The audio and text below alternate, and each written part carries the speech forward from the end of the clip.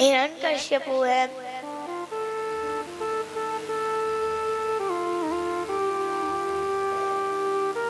उसका नंबर आया। तो जो हिरण्यकश्यपु है वह एक समय भगवान की तपस्या करने गया हुआ था और उसकी पत्नी कयाधु थी। तो वह कह के गया था कि मैं भगवान की तपस्या करने जा रहा हूँ। अब जब वह गया तो वहाँ दो पक्षी आ गए। वह करता ब्रह्मणाय नमः, वह पक्षी करते नारायणाय नमः, नारायणाय नमः। अब कहा वह उधर से थक के चले गए। तो जब वह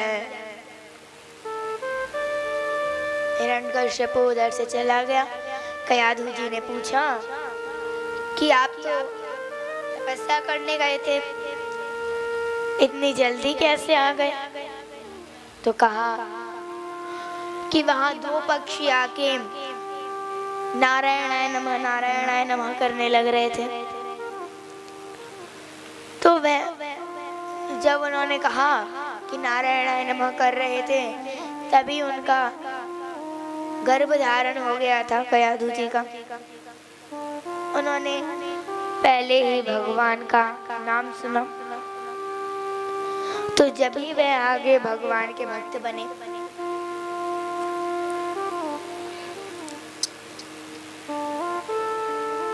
अब जब उनका गर्भ धारण हो गया,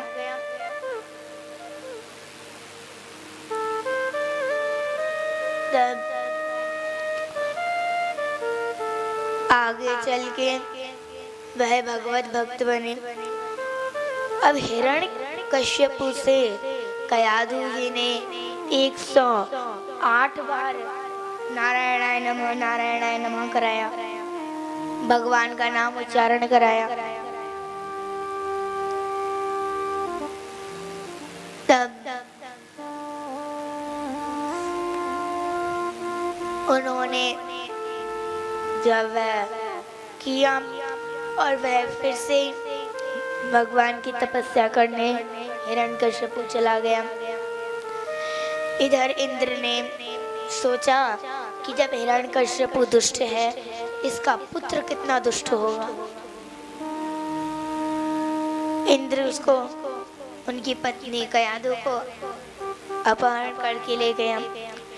मार्ग में नारद जी ने कहा कि वही दुष्ट है, यह पुत्र भगवान का भक्त होगा। और ये कहकर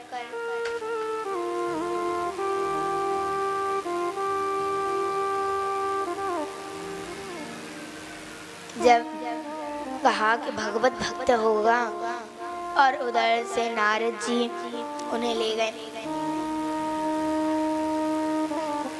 अपनी कुटिया में जाकर के भगवान की लीला सुनाई, कथा सुनाई।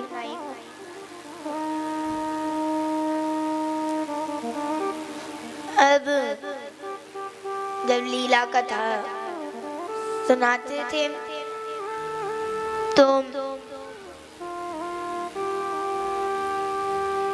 श्री प्रहलाद जी में उनका ही आचरण आया।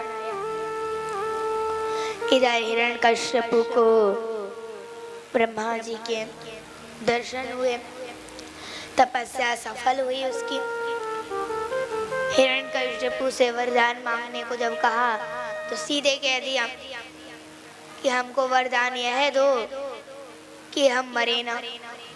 अब ब्रह्मा जी ने कहा कि हमारी 100 वर्ष की जब आयु हो जाती है तो हम भी मर जाते हैं, और आप कह रहे हो कि आप मरो नहीं,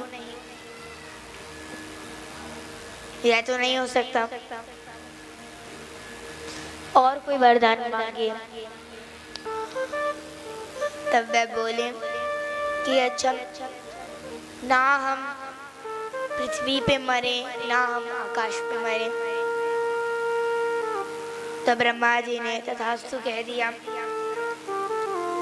फिर वह बोला कि ना मैं भीतर मरूं ना मैं बाहर मरूं।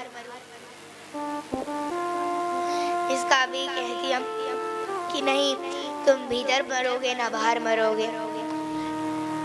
हिरण्यकश्यप ने कहा ना मैं दिन में मरूं ना मैं रात में मरूं।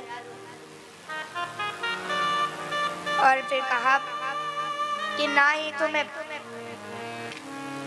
नर से मरूं ना किसी मृग से मरूं। कह दिया कि ना मृग से मरोगे ना मृग से मरोगे। कहा ना किसी असुर से मरूं और ना किसी सुर से मरूं।